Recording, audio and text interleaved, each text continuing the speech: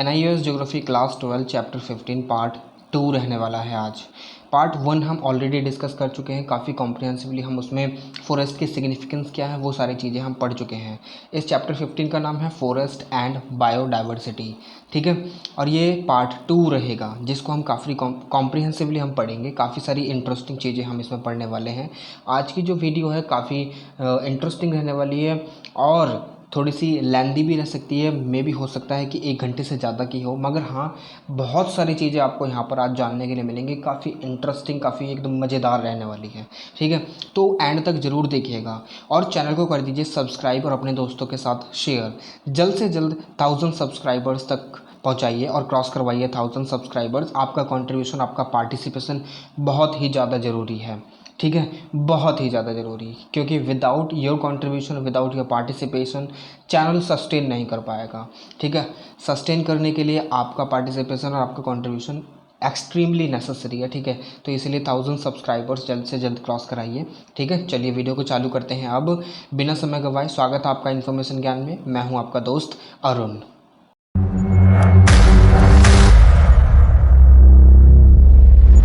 अब फॉरेस्ट के क्या क्या सिग्निफिकेंस हैं, क्या कैसे कैसे हमारे लिए जो अहम रोल प्ले करते हैं फॉरेस्ट, ठीक है, वो सारी चीज़ें हमने हमारे जो प्रीवियस क्लास थी उसमें पढ़ लिया था, ठीक है।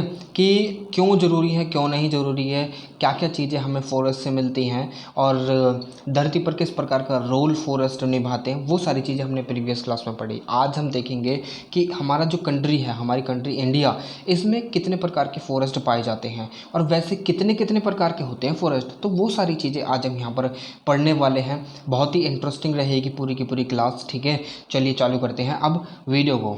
मगर उससे पहले जो है ना, हम कुछ सिग्निफिकेंट डेटा जो है लाइक मैंने वर्ल्ड इकोनॉमिक फोरम की साइट से उठाया कि जो वर्ल्ड में फॉरेस्ट की प्रेजेंस है वो कितनी है और कहाँ कहाँ पर कितना पाया जाता है, ठीक है। वो सारी चीज़ें मैंने थोड़ा सा ऐड कर दिया सो दैट कि you get a better information, ठीक है। सो दैट कि आप जब भी अपने एग्ज़ाम लिखें तो आपको वहाँ पर जो है ना ज़्यादा ना तो सोचने की ज़रूरत हो। अगर आपने वीडियो ही देखी खाली तो उसमें भी फिर जो ना अपने जो एग्ज़ाम में आंसर्स आप अच्छे तरीके से प्रेजेंट कर कर आ सकें, ठीक है। तो चलिए चालू करते हैं।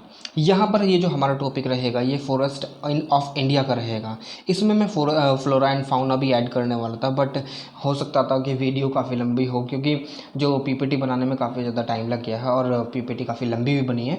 तो इसलिए मुझे लगा कि फ्लोरा एंड फाउना हम किसी और दिन, किसी और नेक्स्ट वीडियो में डिस्कस कर सकते हैं। लाइक चैप्टर यही रहेगा, ठीक है, इसी में डिस्कस करेंगे आगे, ठीक है। ये नहीं कि मगर हाँ दूसरी वीडियो हो सकती है जो भी हमें टॉपिक छोटा सा लगे, जैसे कि हमारा जो जॉइंट फॉरेस्ट मैनेजमेंट है काफ़ी छोटा है, ठीक है। तो फ्लोरा एंड फाउना मैं इसके साथ डिस्कस कर लूँगा नेक्स्ट वीडियो में। फिर हमारा मैथड्स ऑफ फॉरेस्ट कंजर्वेशन और फिर बायोडाइवर्सिटी, ये 2 टॉपिक रह जाएंगे, ठीक है। यानी ऑलमोस्ट अभी 3 वीडियो और आएंगे। लाइक ऑलमोस्ट जो एक चैप्टर की 5 वीडियो बन रही हैं, ठीक है। इसीलिए क्योंकि जो ना आपको यहाँ पर काफ़ी सारी चीज़ें समझनी है, कैसे कैसे होते हैं, क्या क्या नहीं है, बहुत सारी चीज़ें, और आपको काफ़ी सारी चीज़ें याद भी रखनी है। देखिए ये जो वीडियो है ना, आप अगर कभी भी इन केस अगर आप UPSC का एग्ज़ाम देते हैं तो वहाँ पर आप जब ज्योग्राफी लेंगे ना, एज अ लाइक ज्योग्राफी पढ़ेंगे तो ये वीडियोज़ मोर देन सफिशियंट है, ठीक है। वहाँ पर ज्योग्राफी का सिलेबस कंप्लीट करने के लिए मैं आपको एकदम कॉम्प्रिहेंसिवली पढ़ा रहा हूँ। जो चीज़ें यहाँ पर अवेलेबल नहीं है वो भी ऐड कर देता हूँ मैं, सो दैट कि you get an accurate information. चलिए चालू करते हैं हम। ये आप रेड कलर का थोड़ा सा ये एरिया देख पा रहे हैं, ये एरिया, ये यहाँ पर ब्राज़ील है ये, ठीक है। ये नॉर्दर्न अमेरिका, ये वाला एरिया पूरा का पूरा जहाँ पर रेड रेड दिख रहा है, ये सारी चीज़ें जो ना डिनोट कर रही हैं क्या, फॉरेस्ट एरिया। सबसे ज़्यादा अगर हमें फॉरेस्ट वर्ल्ड में कहीं पर देखने के लिए मिलता है दैट इज़ दी रसिया। रसिया में सबसे ज़्यादा फॉरेस्ट पाया जाता है, ठीक है। और इंडिया में देखिए आपको बहुत काला काला दिख रहा है, बट अभी हम थोड़ा सा इसे जूम कर देखेंगे, मेजर जो एरियाज हैं वो देखेंगे कहाँ कहाँ पर ये फॉरेस्ट पाए जाते हैं, ठीक है। आप देख सकते हैं ये जो डार्क रेड दिखा रहे हैं तो यहाँ पर जो है ना काफ़ी ज़्यादा मतलब डेंस फॉरेस्ट पाए जाते हैं, ठीक है। ये अलास्का वाला रीजन है यूएसए का, ये कनाडा है, ठीक है। और ये फ्लोरिडा वाला रीजन है किसका, यूएसए का, ठीक है, यूनाइटेड स्टेट्स ऑफ अमेरिका। ये यूएसए है, ठीक है। ये ऊपर कनाडा पड़ जाता है, यहाँ पर ब्राज़ील है, यहाँ पर पेरू है, यहाँ पर अर्जेंटीना है, ठीक है, जो मेजर कंट्रीज़ हैं, ठीक है। और ये पूरा का पूरा अफ्रीकन रीजन है। ये वाला जो रीजन आप देख रहे हैं ना, ये वाला रीजन, ठीक है, ये वाला रीजन पूरा का पूरा इसमें आपको फॉरेस्ट ज़्यादा देखने के लिए मिले। क्यों? क्योंकि ये मिड टेम्परेट ट्रॉपिकल रीजन में आता है, ठीक है, ना कि टेम्परेट में, ठीक है। और बाकी का तो आप देख ही सकते हैं, आप वीडियो पॉज करके एक बार निहार लीजिएगा अच्छी तरीके से, ठीक है। अब हम आगे बढ़ते हैं। तो ये कुछ कंट्रीज़ हैं जिसमें हमें पता चलता है कि कौन सी कंट्री किस नंबर पर आती है फॉरेस्ट के मामले में। अब पहले नंबर पर रसिया आती है, जहाँ पर तकरीबन 815 मिलियन हेक्टेयर जो लैंड है वो कहीं ना कहीं फॉरेस्ट उस पर सस्टेन है, ठीक है।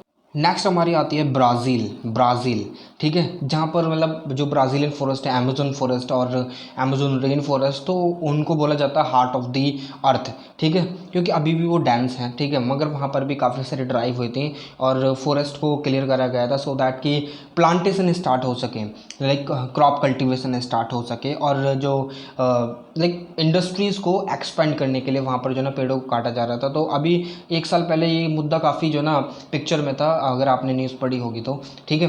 अब यह तीसरे नंबर पर हमारी आती है कनाडा, जहाँ पर 347 मिलियन हेक्टेयर जो लैंड है वो फॉरेस्ट के द्वारा कवर की गई है। चौथे नंबर पर यूनाइटेड स्टेट्स, और पाँचवें नंबर पर चाइना है, और छठे नंबर पर ऑस्ट्रेलिया है, और democratic Republic of Congo.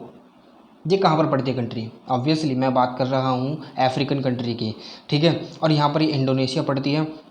Indonesia middle east country, south east country है, ठीक है। और फिर इसके बाद आती है सदर्न अमेरिका में पेरू आ जाती है, ठीक है। और फिर हमारी कंट्री आती है 10वें नंबर, जहाँ पर 72 मिलियन जो हेक्टेयर लैंड है, ठीक है, वो फॉरेस्ट के द्वारा कवर करी गई है, ठीक है। चलते हैं अब, ये रहा पूरा का पूरा जो वर्ल्ड इकोनॉमिक फोरम के द्वारा आंकड़े दिए गए हैं। लास्ट चैप्टर में हमने डिस्कस करा था कि हमारी जो स्टेट फॉरेस्ट रिपोर्ट है उसके अनुसार हमारे पास कितना फॉरेस्ट कवर है। वो सारी चीज़ें हमने हमारी जो प्रीवियस क्लास में हमने पढ़ लिया था, ठीक है, जस्ट अ सेकेंड पढ़ लिया था, तो वो काफ़ी इंटरेस्टिंग रहा बिल्कुल चैप्टर, ठीक है। चलिए आगे बढ़ते हैं। अब अभी देखिए कुछ मैप आपको दिखा रहा हूँ। अब यहाँ पर अगर यूनाइटेड नेशंस के अनुसार समझे ना, तो यहाँ पर तकरीबन 31% जो वर्ल्ड का लैंड है ना वो फॉरेस्ट के द्वारा कवर अप करा गया है। ये सारे जो पिक्चर्स मैंने ली हैं ये कहाँ से लिए हैं? वर्ल्ड इकोनॉमिक फोरम की वेबसाइट से लिए हैं, ठीक है। यहाँ पर ये आप ये ग्रीन ग्रीन पोर्शन देख रहे हैं, ये सारा का सारा फॉरेस्ट है, ठीक है। यहाँ पर डेंस फॉरेस्ट भी हैं और स्पार्सली लोकेटेड जो ट्रीज़ हैं वो भी हैं। यहाँ पर आप देख सकते हैं हमारा नॉर्थ ईस्टर्न एरिया, यहाँ पर सबसे ज़्यादा फॉरेस्ट मिलेगा, ये वेस्टर्न घाट वाला एरिया है, ठीक है। ये श्रीलंका है, और यहाँ पर आप देख रहे हैं कुछ जो सेंट्रल इंडिया के स्टेट्स हैं, जैसे कि उड़ीसा हो गया और छत्तीसगढ़, झारखंड वगैरह, ये सारे स्टेट यहाँ पर पड़ते हैं, ठीक है। और कुछ आंध्र प्रदेश भी टच करता है यहाँ पर, महेंद्रगिरी हिल्स के साथ में, ठीक है। और ये हमारा जो हिमालयन रीजन है, यहाँ पर हिमालयन, ये जो स्लोप वाला रीजन है यानी शेडेड रीजन, ठीक है, तो उस एरिया में हमें फॉरेस्ट देखने के लिए मिलते हैं। और ये हमारा जो साउथ ईस्ट वाली कंट्रीज़ हैं वो यहाँ पर पड़ जाती हैं। ये हमारा जो है अरेबियन पेनिनसुला पड़ जाता है यहाँ पर। और आप देख रहे हैं ये वाला एरिया क्या है, ये है वेस्टर्न कंट्रीज़ में, यहाँ पर ये टर्की पड़ता है ये, ठीक है। यहाँ पर ये कोई सा सी पड़ता है, आप मुझे बताइए कि ये सी कौन सा है, ठीक है, नीचे कमेंट बॉक्स में कमेंट कर, ठीक है। अब यहाँ पर ये पूरा का पूरा आप एरिया देख रहे हैं, ये ऊपर पड़ जाता है पूरा तिब्बतन प्लेट्यू, और ये चाइना का रीजन है पूरा का पूरा, ठीक है। समझ में आपको बात, ठीक है। ये रसिया का रीजन है। चलिए अब दूसरा दिखाता हूँ मैं आपको। ये देखिए यहाँ पर है साउथ अमेरिका, ठीक है, और ये है हमारा अफ्रीकन रीजन में जो ट्रॉपिकल रीजन है वो बहुत ज़्यादा फॉरेस्ट के द्वारा कवर है। ये ग्रीन वाला एरिया ना सबसे ज़्यादा ग्रीन यहाँ पर यहीं पर है। यहाँ पर भी फॉरेस्ट है, ऐसी बात नहीं है, मगर यहाँ पर जो है ना डेंसली नहीं है। ये जहाँ पर आप ये देख रहे हैं ना ग्रीन ज़्यादा, तो वहाँ पर डेंसली जो फॉरेस्ट हैं वो पाए जाते हैं, ठीक है। चलिए ये तो दोनों देख लें, साउथ अमेरिका और ये अफ्रीका, ठीक है। देख लीजिएगा थोड़ा सा वीडियो को पॉज कर, ठीक है। और यहाँ पर ये है नॉर्थ अमेरिका पूरा का पूरा, ये देखिए कैरेबियन आइलैंड है यहाँ पर, कैरेबियन जो है पूरा का पूरा सिटीज़ हैं, कैरेबियन कंट्रीज़ हैं, जैसे कि वेस्ट इंडीज़ वगैरह, ठीक है। और ये पूरा अलास्का वाला रीजन है, ठीक है। ये पूरा का पूरा जो कनाडा वाला रीजन है, ठीक है। यहाँ पर ये फ्लोरिडा वाला रीजन है, जहाँ पर ये यूएसए का पड़ता है, ठीक है। तो ये सारे रीजन्स हैं जहाँ पर आप फॉरेस्ट कवर इजीली देख पा रहे हैं, ठीक है। चलिए आगे बढ़ते हैं। अब इसमें देख लीजिए ग्रीन आपको दिख गया, ठीक है। थोड़ा सा निहार लीजिए आराम से, इत्मीनान से देखिए कौन कौन सी चीज़ें कहाँ पर है। ये साउथ अमेरिका है, ठीक है, ये अफ्रीका है, ये ऑस्ट्रेलिया है, ये हमारी कंट्री है, ठीक है, ये European country as well as the Russia है, और ये पूरा नॉर्दर्न अमेरिका है, ठीक है, अमेरिकन कॉन्टिनेंट के साथ। ये है साउथ ईस्ट कंट्रीज़, ठीक है। चलिए आगे बढ़े। चलिए अब देखिए फॉरेस्ट इन इंडिया। अब यहाँ पर एक बात आपको पता रहनी चाहिए कि फॉरेस्ट हमें ये तो पता है कि फॉरेस्ट जो है ना पाए जाते हैं, फॉरेस्ट को कुछ डिटर्मिनेंट्स भी तो हैं जो डिसाइड करते हैं कि कौन सी जगह पर कहाँ पर क्या है, फॉरेस्ट किस प्रकार के रहने वाले हैं, कौन कौन से, टेम्परेचर और सॉइल। ये दो सबसे ज़्यादा महत्वपूर्ण डिटर्मिनेंट्स हैं, ठीक है। सॉइल ही तो डिसाइड करेगी किस प्रकार के फॉरेस्ट कहाँ पर उगेंगे, ठीक है। विदाउट सॉइल के हम कैसे डिसाइड कर सकते हैं। अब ये कितने प्रकार की सॉइल पाई जाती हैं वो हमने पिछली क्लास में देख लिया, जिसकी वीडियो का डिस्क्रिप्शन में नीचे भी दे दूंगा, और लिंक का जो लिंक है उसका जो लिंक जो है डिस्क्रिप्शन में दे दूंगा, ठीक है। और आपको at the end of the video popup करते हुए स्क्रीन पर भी जो फोल्डर्स बने आते हैं वहाँ पर भी आपको दिख जाएगा, ठीक है। अब ये जो फॉरेस्ट है डिटर्मिनेंट्स तो आपको समझ में आ गए, मगर यहाँ पर काफ़ी सारे फैक्टर्स हैं जो कहीं ना कहीं अफेक्ट करते हैं फॉरेस्ट को। कहीं ना कहीं हमें पता चलता है कि ये जो फैक्टर हैं यही कहीं ना कहीं रिस्पॉन्सिबल होते हैं काफ़ी वेरियस टाइप्स ऑफ फॉरेस्ट को उगने में और कल्टिवेट होने में, बढ़ने में और आने में, ठीक है। तो वो कौन कौन से हैं। टेम्परेचर देखिए एक प्रकार से अगर हम देखें तो आपने देखा है कि सहारा जो स्थान है, मतलब अफ्रीका में जो सहारा मरुस्थल है वहाँ पर फॉरेस्ट पाए जाते हैं, बिल्कुल रेतीला स्थान है तो वहाँ पर फॉरेस्ट नहीं होते हैं, ठीक है। तो टेम्परेचर कहीं ना कहीं डिसाइड करता है कि फॉरेस्ट किस प्रकार का होगा। दूसरा जो आता है हमारा प्रेसिपिटेशन, कि वहाँ पर बारिश किस प्रकार की हो रही है, बारिश हो रही है नहीं हो रही है, क्योंकि अमेजोन के जो फॉरेस्ट है उनको अमेजोन रेन फॉरेस्ट भी बोला जाता है। क्यों? क्योंकि वहाँ पर बारिश भी होती रहती है काफ़ी ज़्यादा और ट्रांसपिरेशन भी होता है। ट्रांसपिरेशन क्या होता है, पत्तियों के द्वारा, पेड़ों की पत्तियों के द्वारा इवेपोरेशन। जो इवेपोरेशन डायरेक्टली लैंड से और समुद्र से होता है उसे डायरेक्टली हम इवेपोरेशन बोल देते हैं, बट जो पेड़ों से होता है उसे बोलते हैं ट्रांसपिरेशन, ठीक है। अब ग्रेडियंट ऑफ लैंड भी कहीं ना कहीं मैटर करता है कि किस प्रकार का ग्रेडियंट है, ठीक है, कौन सी लैंड पाई जाती है कौन सी नहीं है, ठीक है। स्लोप एस्पेक्ट भी कहीं ना कहीं रिस्पॉन्सिबल होते हैं कि स्लोप कितना है, कैसे कैसे वो फॉरेस्ट लगे हुए हैं। तो इसका तो मैं आपको अभी दिखा देता हूँ, एक पिक्चर के द्वारा समझाता हूँ कैसे कैसे स्लोप का एस्पेक्ट होते हैं, ठीक है। चलिए ये देखिए, ये स्लोप है ना, ये माउंटेन है, एक प्रकार का माउंटेन मान लीजिए। तो यहाँ पर आप ये स्लोप देख रहे हैं, तो इन स्लोप के हिसाब से भी कहीं ना कहीं फॉरेस्ट डिसाइड होते हैं।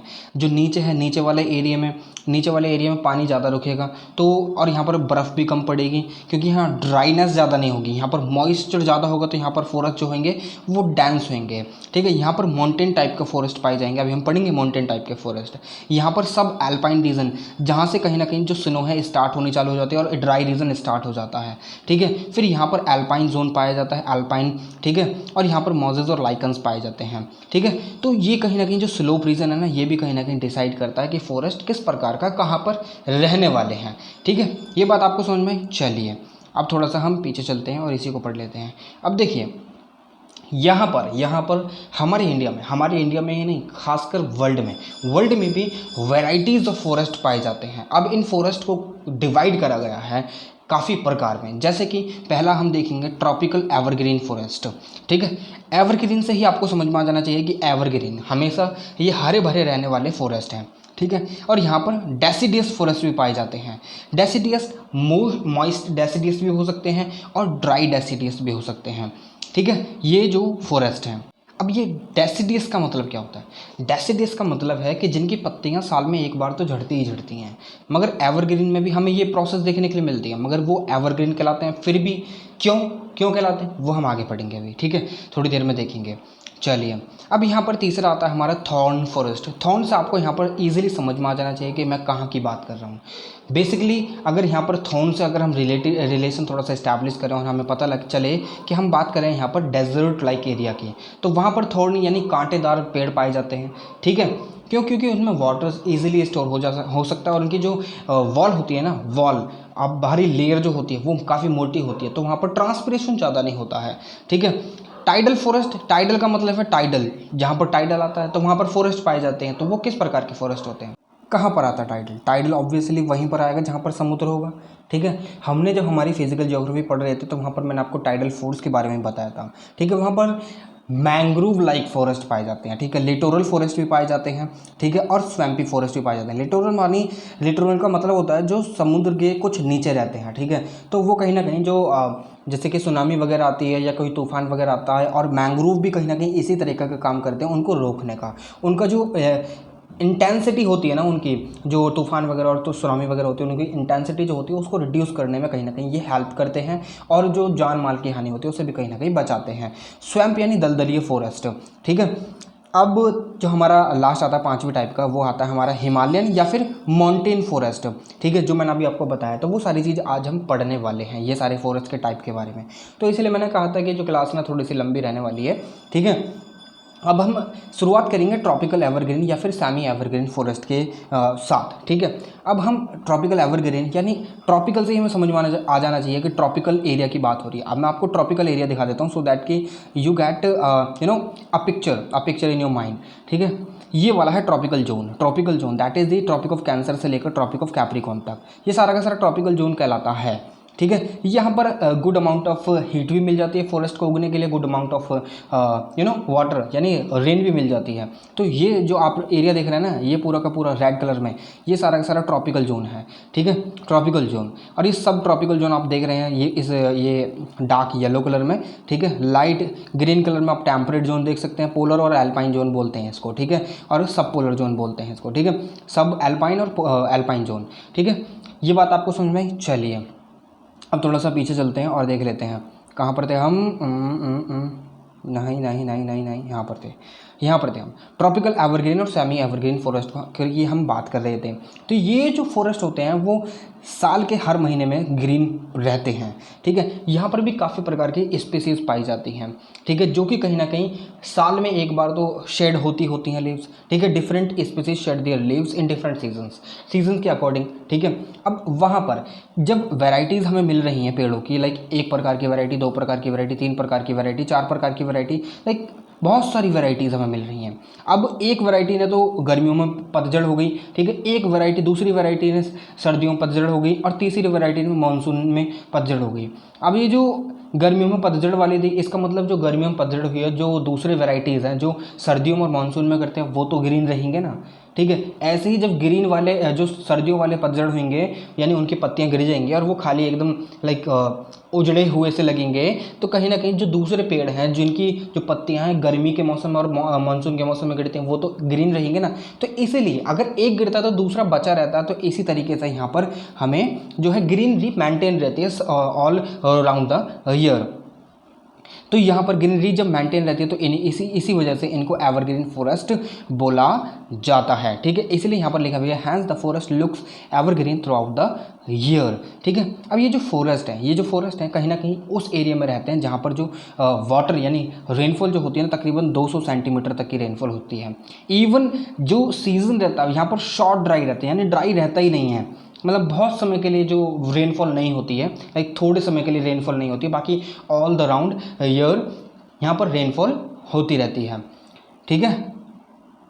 अब यहाँ का जो एनुअल मीन टेम्परेचर रहता है वो 20 डिग्री सेल्सियस रहता है इस रीजन में, ठीक है। ये बात आपको समझ में आई। और यहाँ पर जो पेड़ों की हाइट है ना वो तकरीबन 60 मीटर तक पहुँच जाती है। और यहाँ पर वेजिटेशन जो है, वेजिटेशन का प्रकार यानी पेड़ों के प्रकार जो होते हैं वो मिक्स टाइप पाए जाते हैं। जैसे मैंने आपको बताया अलग अलग स्पीसीज पाई जाती हैं, ठीक है, जैसे कि ट्रीज, शॉब, क्लिम्बर्स, क्रीपर्स, ठीक है। क्लाइंबर यानी बेल की बात कर रहा है, क्रीपर यानी एक तरीके से जो ऊपर से नीचे बेल लाइक ये स्ट्रक्चर होते हैं ये, ठीक है। और फंस टाइप भी यहाँ पर पाए जाते हैं। तो यहाँ पर मल्टी लेयर्ड स्ट्रक्चर होती है इन सब की, जहाँ पर जो ट्रांसपिरेशन प्रोसेस ज़्यादा नहीं हो पाती है, ठीक है। अब यहाँ पर किन वैरायटीज़ के जो पेड़ पाए जाते हैं, जैसे कि इबोनी, रोजवुड, ठीक है, और महागोनी, रबर, जैकवुड, केल, वाइट सेडार, ठीक है, बैम्बू और कुछ इंपॉर्टेंट स्पीसीज ट्री की। अब ये सारी जो स्पीसीज अभी हम देखेंगे कौन कौन सी हैं, ठीक है। अब यहाँ पर इस रीजन में हमने देख लिया कि कौन कौन सी यानी एवरग्रीन फॉरेस्ट में कौन कौन से प्रकार के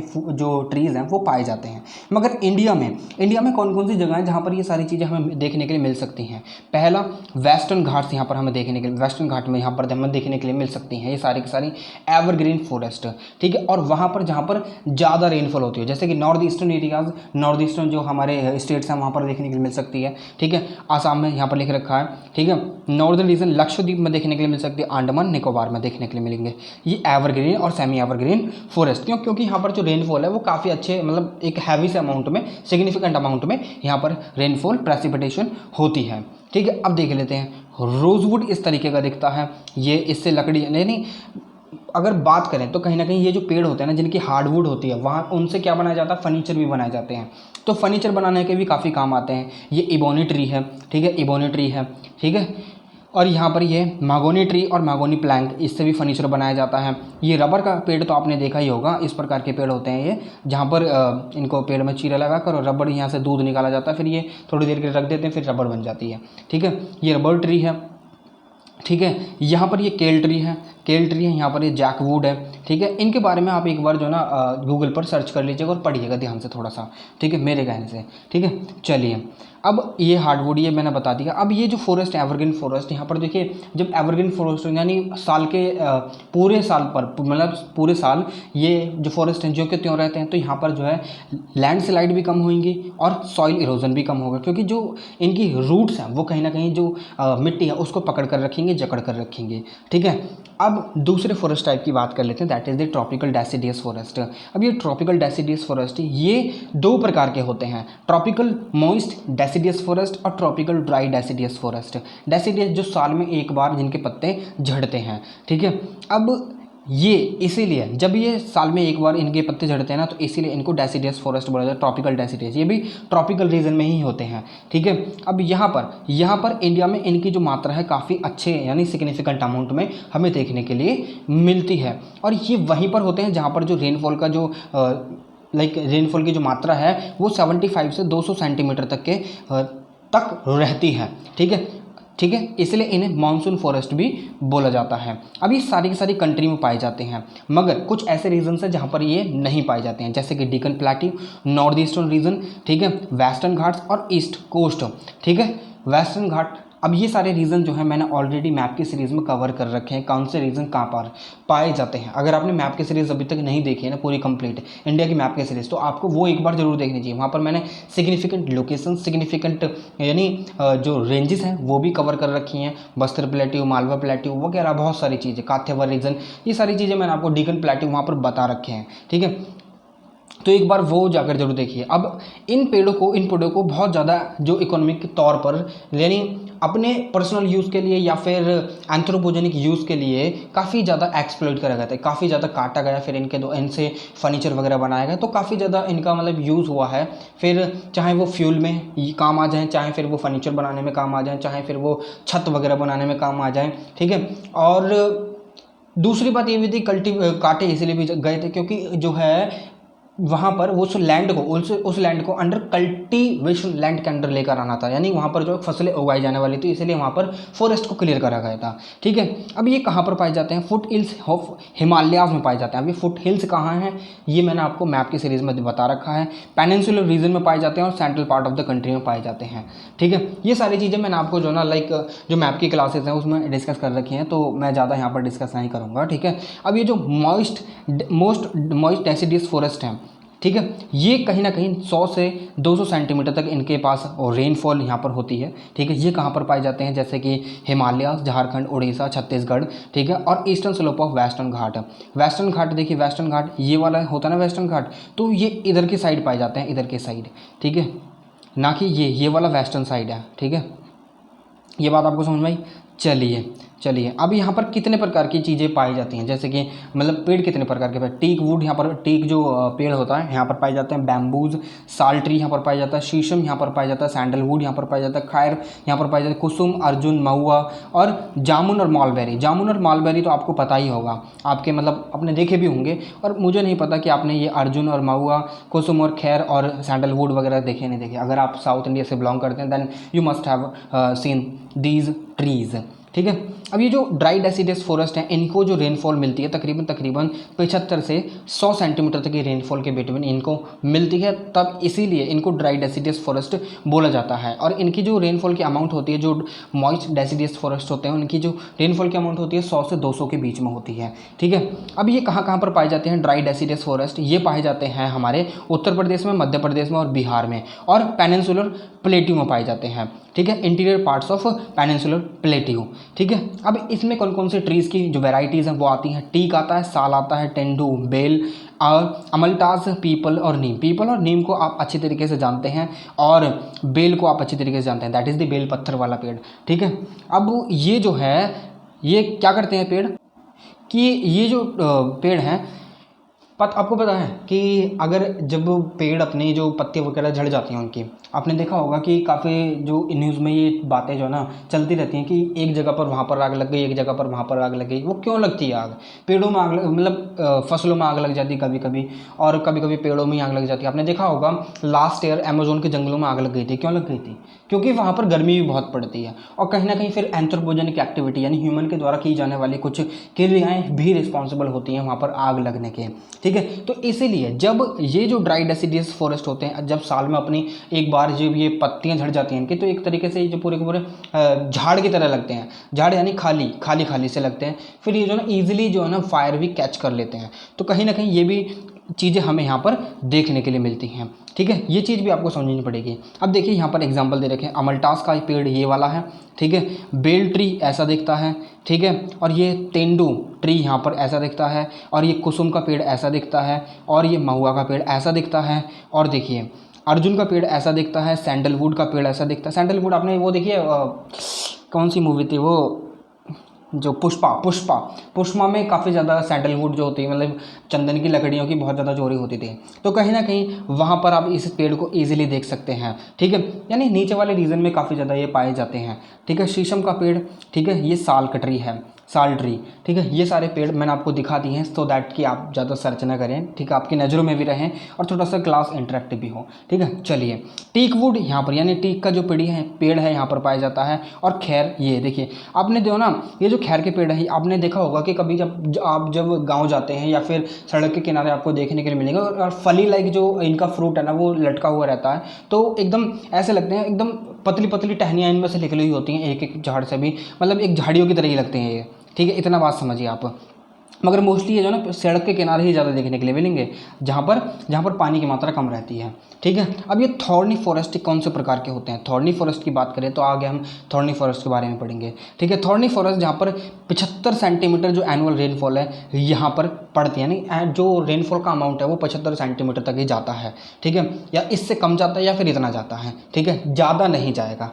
ठीक है, अब यहाँ पर जो क्लाइमेट होता है मेनली ड्राई रहता है। ठीक है, यहाँ पर ओकेजनली यहाँ पर वो पड़ती है बारिश। ठीक है, आपने देखा होगा कि डेजर्ट में कहाँ बारिश पड़ती है इतनी, इसीलिए यहाँ पर जो ना ये सारे रीजंस, कुछ रीजंस हैं जहाँ पर बारिश नहीं पड़ती, और जो थॉर्नी फॉरेस्ट है यहाँ पर पाए जाते हैं। जैसे कि हमारा पेनिनसुलर इंडिया हो गया, इंक्लूडिंग जो एरियाज़ हैं गुजरात के, राजस्थान के, मध्य प्रदेश के और छत्तीसगढ़ के, और उत्तर प्रदेश के, हरियाणा के, कर्नाटका के, और आंध्र प्रदेश, महाराष्ट्र के, ये सारे रीजन्स कहीं ना कहीं इंक्लूड होते हैं यहाँ पर, जहाँ पर ये थॉर्नी फॉरेस्ट पाए जाते हैं।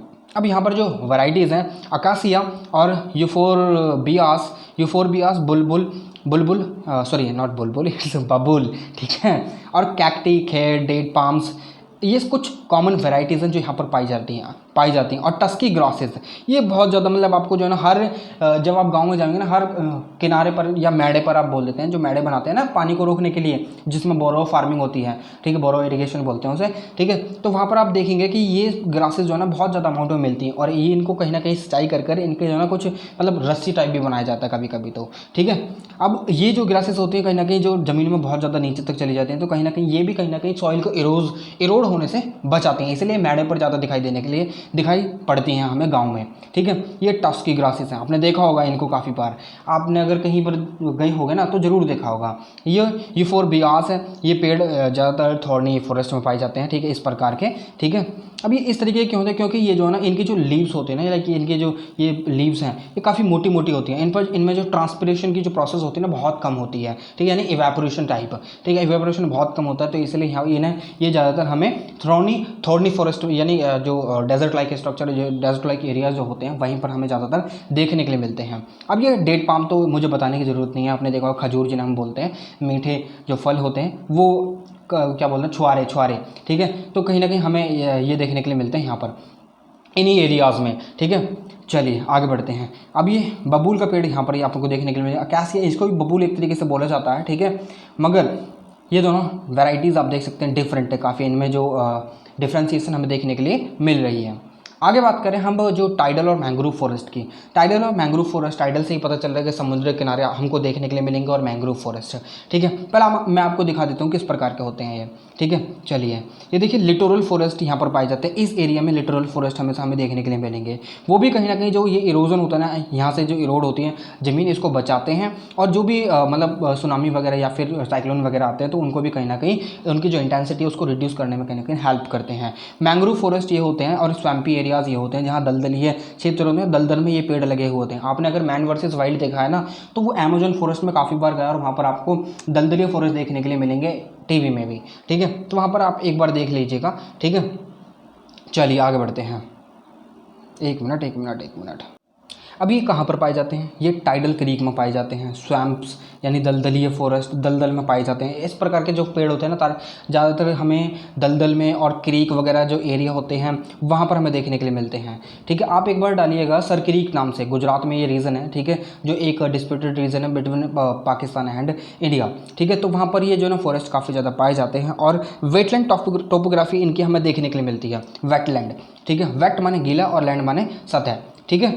अब ये जो एरियाज़ हैं यहाँ पर ये मड सबसे ज़्यादा पाई जाती है, सिल्ट पाई जाती है, और यहाँ पर जो है ना पानी कहीं ना कहीं रुका हुआ होता है, तो इसीलिए इनको वेटलैंड बोला जाता है। ये कहीं ना कहीं कार्बन सिक्वेस्ट्रेशन भी यहाँ पर बहुत ज़्यादा होती है, तो इसलिए रामसर साइट जो है, एक रामसर कन्वेंशन है, द कन्वेंशन ऑन वेटलैंड्स 1971 में एक यूनेस्को के द्वारा एक वो बनाई गई थी कन्वेंशन, ठीक है, यानी एक ट्रीटी बोल सकते हैं, एक तरीके की कमेटी बोल सकते हैं, या फिर कमेटी है एक तरीके की लॉ बोल सकते हैं। तो उसके तहत जो है ना इनको प्रोटेक्शन मिलती है, ठीक है। तो यहाँ पर वेटलैंड का मतलब यही होता है कि जो एक ऐसे एरिया जो हमेशा पानी से भरा हुआ रहता है, ठीक है। अब ये जो फॉरेस्ट है इसलिए इनको मैंग्रोव फॉरेस्ट बोला जाता है, ठीक है। इनको मैंग्रोव फॉरेस्ट बोला जाता है। यहाँ पर काफ़ी सारी वैरायटीज़ भी हमें देखने के लिए मिलती हैं, ठीक है, जैसे कि पाम, कोकोनट, कियोरा और आगर, ठीक है। और यहाँ पर सुंदरबन जैसे एरियाओं में काफ़ी ज़्यादा आपको देखने के लिए मिलेंगे, ठीक है, जहाँ पर जो नदियाँ हैं वो डेल्टा फॉर्म करती हैं, ठीक है। जैसे कि महानदी साउथ इंडिया में जो है, साउथ इंडिया में नहीं है ये, शायद ईस्टर्न साइड के तरफ, उड़ीसा की तरफ, उड़ीसा से ऊपर ये एक नदी है जो डेल्टा फॉर्म करती है, ठीक है। गोदावरी नीचे साउथ इंडिया में ये, और ये कृष्णा कावेरी रिवर जो है अंडमान निकोबार आइलैंड, यहाँ पर हमें जो है ना काफ़ी सारे ये जो मैंग्रोव फॉरेस्ट है देखने के लिए मिल जाएंगे। और प्रैक्टिकली अगर बात करें तो ये एवरग्रीन रहते हैं। क्यों एवरग्रीन रहते हैं? क्योंकि यहाँ पर पानी की मात्रा तो खूब ही है, ठीक है, यहाँ पर तो ड्राई सीजन है ही नहीं, ठीक है। ये बात आपको समझनी पड़ेगी, समझनी पड़ेगी, और आपके समझ में आनी भी चाहिए कि क्यों रहते हैं ये हमेशा एवरग्रीन है, ठीक है। अब यहाँ पर प्रोटेक्शन ये तो आपको पता ही है कि कहीं ना कहीं साइक्लोन और सॉइल इरोजन सॉइल को इरोड होने से बचाते हैं, ठीक है। देखिए कभी कभी जो ना टंग जो है स्लिप हो जाती है, माइंड मत कीजिएगा। अब यही कुछ ऐसे प्रकार के फॉरेस्ट हैं जिनको कमर्शियली जो है बिल्कुल भी एक्सप्लॉइट नहीं करा गया है, कहीं ना कहीं ये बचे रहे हैं, ठीक है। और यहाँ पर हमें जो मैंग्रोव फॉरेस्ट के साथ साथ हमें जो ना टाइडल फॉरेस्ट जो बोलते हैं, मैंग्रोव और टाइडल फॉरेस्ट, इनको मैंग्रोव फॉरेस्ट भी बोला जाता है, ठीक है। मैंग्रोव फॉरेस्ट के साथ साथ हमें लिटोरल फॉरेस्ट भी मिलते हैं और स्वैम्प फॉरेस्ट भी देखने के लिए मिलते हैं, ठीक है। वेटलैंड साइट्स को बोलते हैं रामसर साइट से, क्योंकि इसे रामसर कन्वेंशन के तहत प्रोटेक्शन मिली हुई होती है, ठीक है। चलिए आगे बढ़ते हैं, अब देख लेते हैं कुछ टाइप, ठीक है। ये लिटोरल टाइप मैंने आपको बता दिया, ये मैंग्रोव हो गए, ठीक है, ये स्वैम्पी एरिया, ठीक है, दलदली है। अब माउंटेन फॉरेस्ट की बात कर लेते हैं। माउंटेन कुछ समझ में आ रहा है आपको? चलिए, यहाँ पर माउंटेन फॉरेस्ट की बात करी जा रही है, तो मेनली ये कहाँ पर पाए जाते हैं? हिमालयाज़ वाले रीजन में पाए जाते हैं, ठीक है। यहाँ का जो टेम्परेचर है वो कहीं ना कहीं जो पेड़ों की शेप और पेड़ों की जो सांद्रता यानी कॉन्सेंट्रेशन है वो कहीं ना कहीं डिसाइड होती है किस तरीके से, कि हाइट कितनी है, और मतलब किस हाइट पर पेड़ लगे हुए हैं, किस हाइट पर नहीं है। क्योंकि जितने आप ऊपर चलते जाएंगे ना, लाइक मैं आपको एक पिक्चर दिखाऊं जो मैंने आपको पहले दिखाई थी, जस्ट अ सेकेंड, ये आपको पिक्चर देख रहे हैं कि हाइट कितनी है और कितनी हाइट पर है, तो इनका जो शेप भी बदलती जाती है, और इनकी जो डेंसिटी है वो भी कहीं ना कहीं इन्फ्लुएंस होती है और अफेक्ट होती है। आप ऊपर जाएंगे, जितना ऊपर जाएंगे ना, वहाँ पर आपको जो है ना बिल्कुल भी क्या नाम है वो फॉरेस्ट नहीं देखने के लिए मिलेंगे, ठीक है। ये बात आपको समझनी है और आपको पता रहनी चाहिए, ठीक है। यहाँ पर काफ़ी प्रकार के हमें जो है फॉरेस्ट देखने के लिए मिलते हैं। फुट हिल्स जोन है यहाँ पर, जहाँ पर हमें डेसिडियस फॉरेस्ट देखने को मिलता है, जो कहीं ना कहीं अपनी साल भर में एक बार तो पतझड़ का मौसम आता है और वो अपनी पत्तियाँ शेड कर देते हैं, ठीक है। यहाँ पर ये माउंटेन फॉरेस्ट, जहाँ पर हमें मिक्स्ड फॉरेस्ट देखने के लिए मिलते हैं, ठीक है। और ये कॉनिफेरस फॉरेस्ट हमें सब एल्पाइन जोन में मिलते हैं देखने के लिए, सॉरी, ठीक है। कॉनिफेरस यानी कोन लाइक स्ट्रक्चर की इनकी होती है। जो अर्जुन का पेड़ होता है, ठीक है, अशोक का पेड़ जो होता है उनकी हमें जो थोड़ी सी जो शेप है वो कौन टाइप की ही देखने के लिए मिलती है। कहाँ पढ़ते हैं हम, एक मिनट, एक तो मैं भूल जाता हूँ काफ़ी ज़्यादा, हाँ यहाँ पर नहीं, यहाँ पढ़ते हैं हम, ठीक है। अब यहाँ पर टेम्परेचर और इंक्रीजिंग एल्टीट्यूड डिसाइड करता है किस प्रकार के हैं, ठीक है।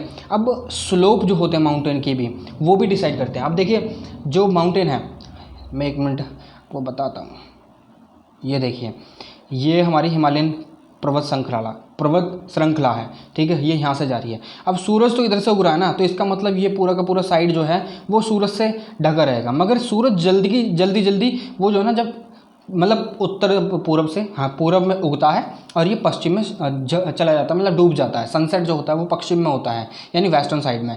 जो वेस्टर्न साइड है वो ज़्यादातर कवर करी जाती है, जो हिमालयाज़ है ना, वेस्टर्न हिमालयाज़ है, वो ज़्यादा कवर करे जाते हैं सूरज के द्वारा। तो जो हमें जो फॉरेस्ट का वेजिटेशन कवर ज़्यादा मिलता है ना, वो वेस्टर्न साइड की तरफ, यानी स्लोप भी कहीं ना कहीं मैटर करते हैं। अब वेस्टर्न साइड में तो हैं, अब जो ऊपर की साइड है, जो ऊपर हिमालयाज़ हैं, ऊपर चोटी वाली जो रीजन है, वहाँ पर तो हमें फॉरेस्ट ज़्यादा देखने के लिए नहीं मिलेंगे ना। क्यों? क्योंकि जो टेम्परेचर है वो ज़्यादा डिक्रीज होता है वहाँ। जब भी हम अर्थ से ऊपर की तरफ जाते हैं, अर्थ की सरफेस से, तो टेम्परेचर डिक्रीज होता है। तो यहाँ पर टेम्परेचर बहुत ज़्यादा है, तो यहाँ पर जो वेजिटेशन कवर नहीं मिलेगा। मगर जो स्लोप है इस तरीके के, और यहाँ पर जो है ज़्यादा जो सन रेज हैं वो ज़्यादा पड़ रही हैं, एरिया भी ज़्यादा कवर अप कर रही हैं, तो यहाँ पर जो है इवेपोरेशन भी होगा, फिर यहाँ पर जो है अच्छी तरीके से नाइट्रोजन फिक्सेशन, फोटोसिंथेसिस भी होगा। तो इसीलिए हमें ज़्यादातर जो है स्लोप वाले एरियाज़ में ही जो फॉरेस्ट है वो ज़्यादातर देखने के लिए मिलते हैं, ठीक है। ये बात आपको समझ में आई। वैसे तो आपको ये लगना चाहिए, अगर आपने फिजिकल ज्योग्राफी अभी तक नहीं पढ़ी है, कि सर जब हम ऊपर की साइड जाते हैं तो टेम्परेचर तो इंक्रीज़ होना चाहिए ना, डिक्रीज़ क्यों हो रहा है? वो ऑक्सीजन जो प्रेशर होता है ना, ऑक्सीजन का जो प्रेशर होता है, वायु दाब, मतलब एटमॉस्फेरिक प्रेशर, वो बहुत डिक्रीज़ चला जाता है, ठीक है। एटमॉस्फेरिक प्रेशर जो है वो बढ़ जाता है, और जो ऑक्सीजन का प्रेशर है वो कम हो जाता है, ठीक है। ये बात आपको समझनी पड़ेगी, ठीक है। चलिए, अब ये कहाँ कौन से एरियाज़ में पाए जाते हैं, जो ये कहाँ आ गए हम, एक मिनट, जस्ट अ सेकेंड ना। ये देखिए माउंटेन फॉरेस्ट यहाँ पर थे, कहाँ पर हमें देखने के लिए मिलते हैं, हिमालयाज़ वाले रीजन में, ठीक है। और जो मतलब वो होते हैं ना पहाड़ वाले एरिया, जैसे कि चाहे वो रॉकीज माउंटेन हो, चाहे वो एंडीज़ माउंटेन हो, चाहे फिर वो एल्प्स हो, चाहे फिर वो हिमालयाज़ हो, ठीक है, चाहे फिर वो कोई से भी माउंटेन रेंजेस हों, वहाँ पर हमें ये सारे के सारे जो टाइप ऑफ फॉरेस्ट है वो हमें देखने के लिए मिलेंगे, ठीक है। अब जिनका जो मतलब अगर हम नीचे धरती के लेवल से बात करें, और वो 1000 मीटर तक, तो वहाँ पर जो क्लाइमेट होगा वो वार्म क्लाइमेट होगा, ठीक है। क्योंकि वहाँ पर धूप ज़्यादा पड़ रही है, और स्लोप जो है वो काफ़ी टिल्टेड है, काफ़ी बड़ा स्लोप है। तो वहाँ पर जो एरिया है धूप के द्वारा, यानी सन के द्वारा काफ़ी बड़ा एरिया कवर करा जा रहा है, ठीक है, जैसे कि मैंने आपको बताया भी, ठीक है। तो वहाँ पर गुड अमाउंट ऑफ रेनफॉल भी होगी, ठीक है, क्योंकि पानी जो ऊपर अगर बादल टकराएंगे और वहाँ पर पानी बरस गया, तो वो पानी नीचे ही तो आ गया स्लोप के थ्रू, और वहाँ पर पानी आकर इकट्ठा भी होगा, क्योंकि वहाँ पर सेडिमेंट्री सॉइल पाई जाती है, एलुवियल सॉइल पाई जाती है। सारे के सारे पॉइंट जो है ना एक साथ कनेक्टेड होते हैं, जब भी सारी चीज़ें चलती हैं, क्योंकि सॉइल भी कहीं ना कहीं मैटर करती है फॉरेस्ट को बढ़ने में, ठीक है। तो यहाँ पर डेंस वेजिटेशन पाया जाएगा, डेंस, ठीक है। इसलिए यहाँ पर जो सिचुएशन बनती है ना, और फॉरेस्ट की जो स्ट्रक्चर बनती है वो ट्रॉपिकल फॉरेस्ट लाइक स्ट्रक्चर बनती है, ठीक है। अब यहाँ पर साल ट्री और बैम्बू, ये दो मेन स्पीसीज हैं जो इन एरियाज़ में पाई जाती हैं, ठीक है। चलिए आगे बढ़ते हैं। अब साल और बैम्बू तो मुझे आपके बताने की ज़रूरत नहीं, क्योंकि पीछे हम पढ़ चुके हैं सॉल ट्री के बारे में भी, ठीक है। अब जो एरियाज 1000 से 2000 मीटर की ऊंचाई पर आते हैं वो एवरग्रीन ब्रॉड लीव्स में आते हैं, यानी जिनकी जो लीव्स होती हैं बहुत ज़्यादा बड़ी बड़ी होती हैं, जैसे कि ओक और चेस्टनट की जो ट्रीज़, जो दो ट्रीज़ हैं, इनकी जो लीव्स हैं काफ़ी बड़ी बड़ी होती हैं, ठीक है, जो इस ऊंचाई पर उगते हैं, ठीक है, 1000 से 2000 के बीच में। अब यहाँ पर पाइन फॉरेस्ट भी हमें देखने के लिए मिलते हैं, और चिर फॉरेस्ट भी हमें देखने के लिए मिलते हैं, ठीक है। अब एल्पाइन वाले एरिया में, जैसे कि 3000 से 3800 तक हमें जो एल्पाइन जो फॉरेस्ट है वो देखने के लिए मिलता है, एल्पाइन रीजन जो मैंने अभी आपको बताया था, ठीक है। यहाँ पर पाइन, बिर्च और सिल्वर फिर और रोडोडेंड्रॉन ट्री, ठीक है। ये सारी चीज़ें, ये जो ट्री है ना, आपको एक बार देख लीजिएगा गूगल पर सर्च करने के बाद, ठीक है, कैसे दिखते हैं, ठीक है। अब ये जो पाइन और चिर है मैं आपको दिखा देता हूँ। देखिए पाइन इस तरीके का होता है, ठीक है, चेस्टनट इस तरीके का होता है, और ओक इस तरीके का होता है, ठीक है। ये बात आपको समझ में आएगी। चलिए आगे चलते हैं। अब देखिए यहाँ पर इस प्रकार के जो फॉरेस्ट है हिमालयस के साथ साथ हमारे कुछ सदर्न स्टेट्स हैं जहाँ पर वेस्टर्न घाट और ईस्टर्न घाट और हमारे पेनिनसुलर प्लेट्यू में भी पाए जाते हैं। जैसे कि विंध्यान और सतपुरा रेंज में हमें यहाँ पर और मैकाल रेंज में हमें जो ये इस प्रकार के फॉरेस्ट हैं, यानी जो सॉल्ट ट्री, ओक ट्री और जो बैम्बू भी देखने के लिए मिलता है, और ओक ट्री और चेस्टनट भी हमें देखने के लिए मिल जाते हैं। ये मॉइस्ट डेसिडियस फॉरेस्ट जोन में आते हैं। ठीक है, चलें आगे। चलिए, अब नीलगिरीज में भी हमें देखने के लिए मिलते हैं, नीलगिरीज, अन्नामलाई और पालानी हिल्स। ये सारे के सारे रीजन्स मैं ऑलरेडी डिस्कस कर चुका हूँ मैप की क्लास में। मध्य प्रदेश, छत्तीसगढ़, छोटा नागपुर प्लेट्यू, बस्तर प्लेट्यू और काफ़ी सारे प्लेट्यूज हैं वो हम डिस्कस कर चुके हैं ऑलरेडी। ठीक है, यहाँ पर टेम्परेट फॉरेस्ट पाए जाते हैं नीलगिरीज में। ठीक है, जिन्हें हम शोला बोलते हैं, शोलाज। ठीक है, अब यहाँ पर जो स्पीसीज पाई जाती हैं मेनली वो लेरुल और मैग्नोलिया, वैटल, किंकोरा या किनकोरा, वो भी जो भी बोल सकते हैं आप। ठीक है, मे बी प्रोनाउंसिएशन डिफरेंट हो सकती है। ठीक है, आप मुझे बताइए कि क्या प्रोनाउंसिएशन होगी इसकी। ठीक है, एक बार। अब वेस्टर्न घाट में और जो सह्याद्री हिल्स है ना, वहाँ पर काफ़ी प्रकार के जो फॉरेस्ट हैं वो पाए जाते हैं। ठीक है, जैसे कि सब ट्रॉपिकल जो रीजन में पाए जाते हैं ना, वो ही यहाँ पर पाए जाते हैं। ठीक है, अब ये जो रीजन है कर्नाटका, तमिलनाडु और कर्नाटका में आता है, केरला, तमिलनाडु और कर्नाटका। ठीक है, टेम्परेट वेजिटेशन यहाँ पर पाया जाता है।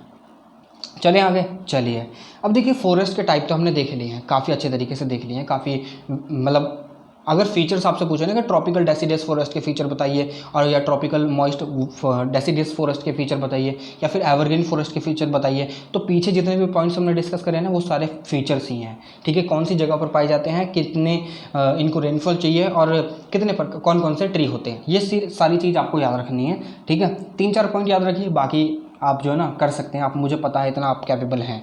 ठीक है, अब देखिए इंडिया का तकरीबन अगर हम स्टेट रिकॉर्ड्स की बात करें तो 23.28% जो लैंड है ना इंडिया का पूरा वो फॉरेस्ट के द्वारा कवर करा गया है। मगर हम अगर जो रिसेंट इंडियन फॉरेस्ट रिपोर्ट की बात करें, इंडियन फॉरेस्ट रिपोर्ट जो निकल कर आई है 2021 में, ठीक है, या रिसेंट के 2023 में, तो उसके अनुसार हमारे पास जो वो है आंकड़ा वो 21.72%, 72% जो है वो फॉरेस्ट के द्वारा कवर करा हुआ है। डेंस फॉरेस्ट की जो मात्रा है वो हमारे इंडिया में 12.29% पाई जाती है और ओपन फॉरेस्ट की जो मात्रा है हमारे जो इंडिया में 8.75% की पाई जाती है। अब north and north western states में जो है फॉरेस्ट जो है वो 10% से भी नीचे है। ठीक है, जो लैंड है, ठीक है, जो लैंड है वो 10% से भी नीचे है जहाँ पर फॉरेस्ट उगाया गया है या फॉरेस्ट की मात्रा है। तमिलनाडु में जो फॉरेस्ट का परसेंटेज है जो लैंड का वो है 10 to 20% और पेनिनसुलर इंडिया में पेनिनसुलर इंडिया कौन सा है ये भी सारी चीज़ें मैं आपको बता चुका हूँ। ठीक है, मैप की सीरीज़ में। ठीक है, 20 to 30% जो लैंड है वो अंडर फॉरेस्ट है। ठीक है, और नॉर्थ ईस्टर्न स्टेट्स में 30% जो लैंड है वो तकरीबन फॉरेस्ट के अंडर आता है। ठीक है, ये चीज़ आपको पता रहनी चाहिए। अब क्लाइमेटिक जोन देख लेते हैं। देखिए यहाँ पर आप ये एल्पाइन और सब एल्पाइन जोन देख रहे हैं, ये वाला रीजन एल्पाइन और सब एल्पाइन जोन में आता है, ये अरुणाचल प्रदेश का है। ठीक है, ये वाला सब एल्पाइन और एल्पाइन में आता है और ये वाला डेजर्ट वहाँ आता है पीले कलर का। ठीक है, ये पीले कलर का यहाँ पर डेजर्ट पड़ता है लद्दाख में। ठीक है, और यहाँ पर ये तो आपको पता ही है द ग्रेट इंडियन डेजर्ट। ठीक है, फिर ये ड्राई डेसिडियस फॉरेस्ट यहाँ पर पाए जाते हैं, ये वाला रीजन पूरा का पूरा। ठीक है, अब यहाँ पर ये हिमालयन ड्राई क्योंकि यहाँ पर बर्फ़ ही बर्फ़ रहती है ऊपर की चोटियों पर। ठीक है, हिमालयन मॉइस्ट रीजन यहाँ पर पाए जाते हैं। जहाँ पर मॉइस्ट रीजन होता है वहाँ पर पेड़ों की संख्या हमें देखने के लिए मिल जाएगी, उत्तराखंड वाले रीजन में भी और हिमाचल वाले रीजन में भी। ठीक है, अब यहाँ पर बात करें तो मॉइस्ट डेसिडियस फॉरेस्ट ये वाला रीजन है। ठीक है, ये वाला रीजन है और ये वाला रीजन है और हिमालयन वाला जो रीजन है वो ये वाला भी है। ठीक है, वेस्टर्न घाट में। चलिए आगे, मैंग्रोव वाले जो एरिया है, मैंग्रोव वाला एरिया, ये वाला एरिया है मैंग्रोव के। ठीक है, ये वाले मैंग्रोव के एरियाज़ हैं, ये ध्यान रखिएगा। और ये वाला देखिए जो मैं बात कर रहा था ना सर क्रीक की, वो ये वाला एरिया है। ठीक है, सर क्रीक वाला। ठीक है, माउंटेन और टेम्परेट रीजन ये वाला है। ठीक है, माउंटेन और टेम्परेट रीजन क्या यहाँ पर भी है? हाँ, यहाँ पर ये वाला देखिए नीलगिरी पहाड़ियों के पास मिलता है। ठीक है, अब यहाँ पर सब ट्रॉपिकल रीजन जो है वो ये वाला है। ठीक है, सब ट्रॉपिकल रीजन यहाँ पर नहीं है। ठीक है, चलिए अब ट्रॉपिकल एवरग्रीन फॉरेस्ट की बात करें तो देखिए ये रहा, ये ग्रीन कलर का। ठीक है, यहाँ पर नहीं है, ये वाला नहीं है। ठीक है, ये वाला है हिमालयन मॉइस्ट, ये वाला है सब ट्रॉपिकल एवरग्रीन फॉरेस्ट, यहाँ पर भी पाए जाते हैं। ये रहे ट्रॉपिकल एवरग्रीन फॉरेस्ट। ठीक है, और यहाँ पर ये ट्रॉपिकल थॉर्नी, जहाँ पर कांटेदार यानी कैक्टस वगैरह पाए जाते हैं, ये वाला रीज़न है जहाँ पर हमारे क्या नाम है पानी की मात्रा कम होती है, तो ये अपने अंदर पानी को स्टोर कर रखते हैं, ठीक है। और इनकी जो लीव्स होती हैं काफ़ी ज़्यादा मोटी मोटी होती हैं, तो यहाँ पर ट्रांसपिरेशन भी नहीं होता ज़्यादा, ठीक है। अब ये क्लाइमेटिक जोन है, ठीक है, जो मैंने आपको बता दिया है ऑलरेडी, ठीक है। चलिए ये जोन आप देख सकते हैं, ये टेम्परेट जोन पड़ जाता है हमारा, ठीक है। कहाँ से कहाँ तक का, 67 नॉर्थ से लेकर 23 नॉर्थ तक, ठीक है। और यहाँ पर ऐसे 67 साउथ से लेकर 23 साउथ तक यहाँ पर टेम्परेट जोन पड़ जाता है, ठीक है। चलिए, तो ये थी वीडियो पूरी की पूरी आपके चैप्टर 15 की पार्ट 2 रहा। पूरे के पूरे जो फॉरेस्ट है कितने प्रकार के होते हैं, कितने प्रकार के नहीं होते हैं, वो सारी चीज़ें हमने आज पढ़ ली हैं। आपको कैसी लगी video, do let me in the comment box. अगर आपकी कोई भी क्वेरी होती है आप मुझसे कमेंट बॉक्स में डायरेक्टली पूछ सकते हैं, या फिर आप मुझसे मुझे फॉलो कर सकते हैं इंस्टाग्राम पर भी, और वहाँ पर भी आप मुझे डायरेक्टली मैसेज कर सकते हैं, सो दैट कि आपका जो एक जो फैमिली का कनेक्शन लेवल है ना वो थोड़ा सा बढ़ जाए, और ठीक है। और हाँ, फैमिली को थोड़ा सा एक्सपेंड करने की कोशिश कीजिए, वीडियो को शेयर कीजिए, ठीक है। और सब्सक्राइब जरूर कर जाइए अगर आप देख रहे हैं तो, ठीक है, क्योंकि काफ़ी ज़्यादा इन्फॉर्मेटिव वीडियो ये रहती हैं, ठीक है। काफ़ी सारी चीज़ें आपको यहाँ पर सीखने के लिए मिलती हैं, और ये डेडिकेटेड पेज आपके लिए मैंने बनाया है, ठीक है, सो दैट कि आपको एक और माध्यम मिल जाए ताकि आप मुझसे कनेक्ट रह सकें। और अभी तो फ़िलहाल के लिए इस पर कोई भी एक्टिविटी या लाइक नॉर्मली एक्टिविटी चल रही, बट हाँ, इन केस जब हमारी फैमिली एक्सपेंड करेगी तो मुझे पूरी आशा है कि उस टाइम पर इस पर फुल जो ट्रैफिक है वो चलेगा, ठीक है, ठीक है। और PDF के लिए आप टेलीग्राम चैनल को ज्वाइन कर सकते हैं, ठीक है। और जो वीडियो की नोटिफिकेशन है अपलोड होने से पहले यहाँ पर पहुँच जाती है, तो यहाँ पर आप ज़रूर से सब्सक्राइब कीजिए टेलीग्राम चैनल को भी, ठीक है। तो 1000 सब्सक्राइबर कराइए, ठीक है। आपका कंट्रीब्यूशन, आपका पार्टिसिपेशन बहुत ही ज़्यादा ज़रूरी है, नेसेसरी है, ठीक है। विदाउट आपके कंट्रीब्यूशन ही कुछ नहीं हो सकता। चैनल को सस्टेन रखने के लिए आपका जो भागीदारी है बहुत ज़्यादा ज़रूरी है। 1000 सब्सक्राइबर, फिर आगे की चीज़ें हम प्लानिंग करेंगे, बहुत सारी चीज़ें प्लानिंग करने वाले हैं, but your participation and your contribution is really and extremely necessary for the channel to sustain, ठीक है। तो अभी फ़िलहाल के लिए इस वीडियो में इतना ही। आपसे फिर से मुलाकात होगी एक और नई वीडियो में एक और नई इन्फॉर्मेशन के साथ। तब तक के लिए विदा लेना चाहूँगा। जय हिंद।